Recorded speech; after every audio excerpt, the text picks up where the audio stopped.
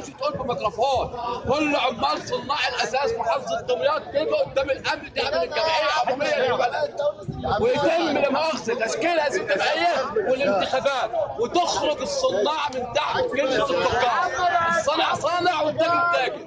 الصانع يمثلوا صانع وغرفه صناعيه وسجل صناعي وبطاقه ويتعمل له كارنيه وعضويه ويتعمل له معاش ويتعمل له لا مؤاخذه نادي اجتماعي ويتعمل له فرح لابنه في قلب النادي زي كل النوادي الموجوده. ويمثل الصناع صناع، مفيش حاجه اسمها لجنه ولا شعبه ولا جمعيه ولا نقابه مستقله ولا اي كلام فارغ من ده. بس ويتشكل من 7 8 محافظات. ويتشكل منها شعب. انا راجل بصدر بقالي 45 سنه في الشغل اللي ماشي. طبعا عامه ويتشكل منها شعب دمياط. انا في الشارع افتح لي انا راجل بقف مع الوطن، بمثل ائتلاف وطن ومثل احزاب ومثل جمعيات على الارض. عايز الناس العمال وماليش اي انتخاب في اي حاجه، مش عايز اي انتخاب ولا اي تمثيل لاي حاجه.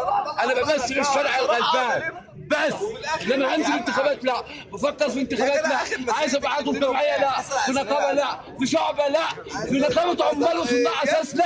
انا عايز الشارع ياخد حقه، يبقى له نقابه تمثله على مستوى الجمهوريه والمسؤول والقانون يتعدل، يتعمل قانون ما يبقى في مسؤول في دمياط نبقى نعمل الكلام.